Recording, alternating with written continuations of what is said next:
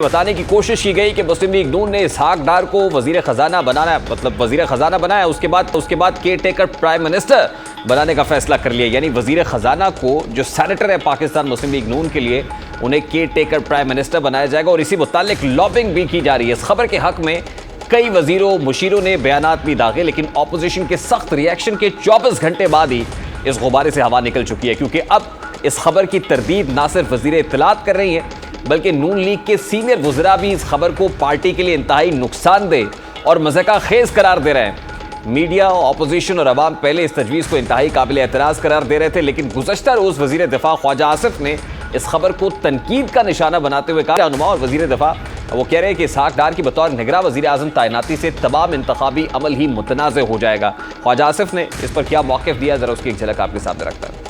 One से जो है इलेक्शन के प्रोसेस के ऊपर एक सवालिया निशान है। जब एक पार्टी का एक रिस्पॉन्सिबल ऑफिस बेरर और वजीर क़यादत के इंतहाई करीब एक शख्सियत जो है, वो रोल जो होता है इंटरिम प्राइम मिनिस्टर का, वो अंपायर का होता है। लेकिन कोई भी शख्स जो PMLN का ब्रांडेड हो वो नहीं काबिल कबूल होगा। दूसरी पार्टियां भी हो सकता है उस पर एतराज़ करें, अवाम भी एतराज़ करें, कानून भी इस चीज़ की इजाज़त नहीं देता। अब पाकिस्तान मुस्लिम लीग नून के जो सीनियर ज़ोमा है वो इस खबर की तरदीद कर रहे हैं, लेकिन सवाल बड़ा सादा सा है।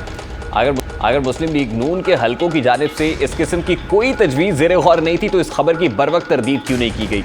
मीडिया और दीगर प्लेटफॉर्म्स पर सख्त तनकीद के बाद ही क्यों इस तजवीज़ को गैर मुनासिब करार दिया गया है? ऐसा महसूस होता है कि इसहाक डार को निगरां वज़ीर आज़म बनाने की खबर से नवाज शरीफ कैंप को एंटी इस्टेब्लिशमेंट ज़ाहिर करने की कोशिश की गई है, जो बज़ाहिर नाकाम दिखाई दी, क्योंकि मौजूदा वज़ीर आज़म शहबाज शरीफ इस्टेब्लिशमेंट के साथ एक पेज पर दिखाई देते हैं और दिन रात उनके गुनगारे हैं। आज भी उन्होंने मुल्क को डिफ़ॉल्ट होने से बचाने का सारा क्रेडिट सिपा सलार को ही दिया और बताया है कि अगर मेरे वज़ीर आज़म डिफ़ॉल्ट कर जाता और ये धब्बा सारी उम्र के लिए उनके माथे पर लग जाता और उनकी कब्र पर भी ये लिखा जाता कि उसके दौर में मुल्क डिफ़ॉल्ट कर गया। शहबाज शरीफ ने आज क्या कहा है, ज़रा उसकी एक झलक आपके सामने रखता है।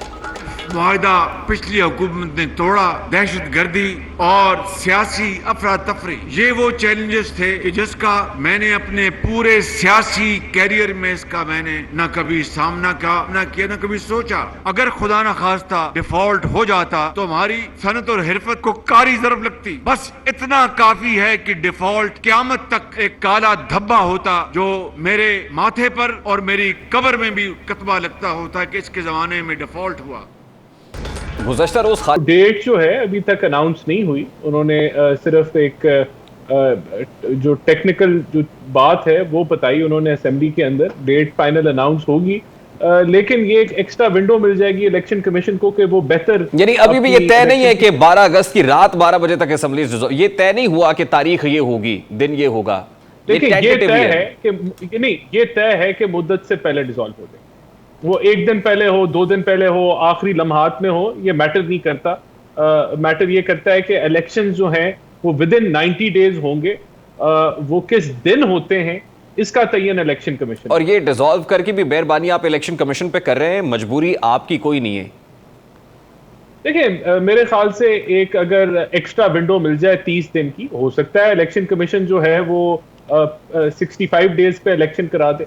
ये तो उनका प्रेरोगेटिव है। सिर्फ एक आपको एक्स्ट्रा 30 डेज की विंडो मिल जाएगी, जो कि मैं समझता हूं कि इसमें कोई ऐसी कोई बात नहीं है। अच्छा राणा साहब, मुझे बताइएगा कि ये इसहाक डार साहब का बतौर केयर टेकर प्राइम मिनिस्टर नाम देना और ये कहना कि पाकिस्तान मुस्लिम लीग नून के नामजद उम्मीदवार होंगे निगरां वज़ीर आज़म के लिए, तो इसकी तरदीद भी अब ख्वाजा आसिफ कर रहे हैं।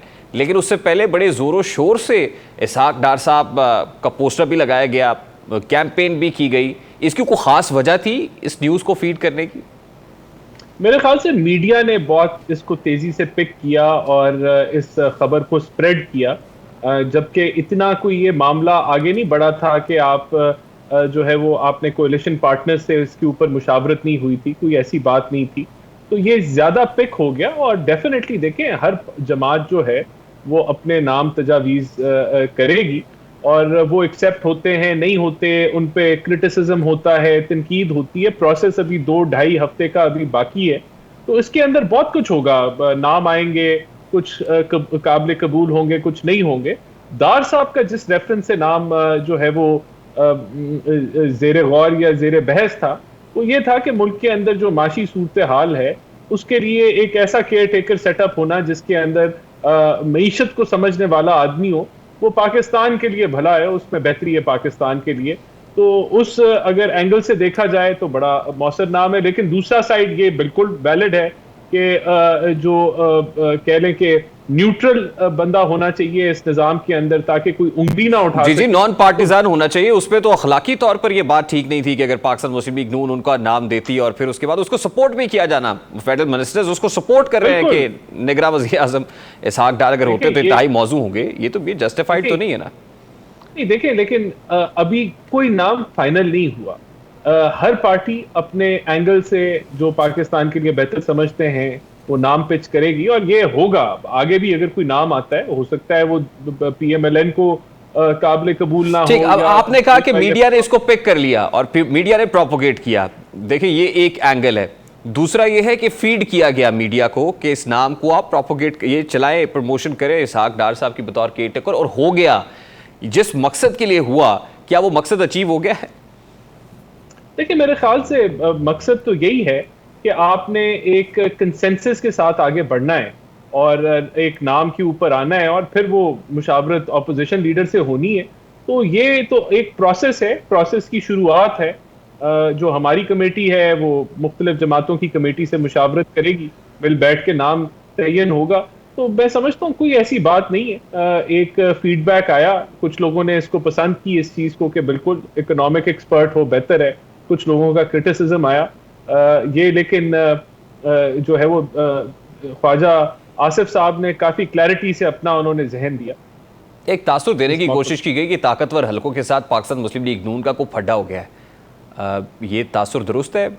मैं भी इसको एक तासुर समझ रहा हूँ। स्पेकुलेशन भी हो सकती है, अफवाह भी हो सकती है। बिल्कुल भी नहीं। हमने तो अभी SIFC का अभी जो मैकेनिज्म बनाया है उसमें ताकतवर हलकों को उसमें शामिल किया है, इसी मकसद से कि मुल्क आगे तरक्की जल्दी से तरक्की की राह पे बढ़े और मिलजुल के काम हो।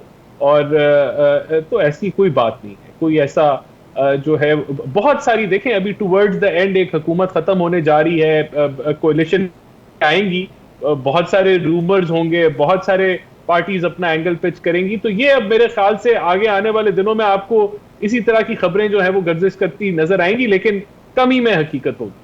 कोई हमारा जो है वो ताकतवर हलकों के साथ बिल्कुल इत्तेफाक है और वो हुकूमत का हिस्सा है, बल्कि हुकूमत के अंडर है और अल्हम्दुलिल्लाह अच्छे तरीके से मामला चल। डेफिनेटली इसको अभी जो है वो कोalition पार्टनर्स के साथ ज़ेरे बहस लाएंगे, उनके भी जो एतराज़ात हैं या उनके जो सवालात हैं उनको केटर किया जाएगा और फिर आगे बढ़ेंगे अगर सबकी राय इसमें शामिल। लास्टली एंड वेरी क्विकली राजा साहब, आपको लगता है अक्टूबर नवंबर में इंतखाबात हो जाएंगे? बिल्कुल, मुझे लगता है कि नवंबर में इंतखाबात इंशाल्लाह हो जाएंगे। मैं आपकी जाती राय जानना चाह रहा हूँ। मैं जाती राय दे रहा हूँ। मेरे ख्याल से ऐसा होना चाहिए, मेरी ख्वाहिश भी है और मेरी जाती राय भी है कि ऐसा होना चाहिए और ऐसा ही होगा इंशाल्लाह। ऐसा होना चाहिए, ये ख्वाहिश है पॉलिटिकल प्लेयर्स की, लेकिन होगा क्या ये तो वक्त ही बताएगा। भी एक ब्रेक लेते हैं।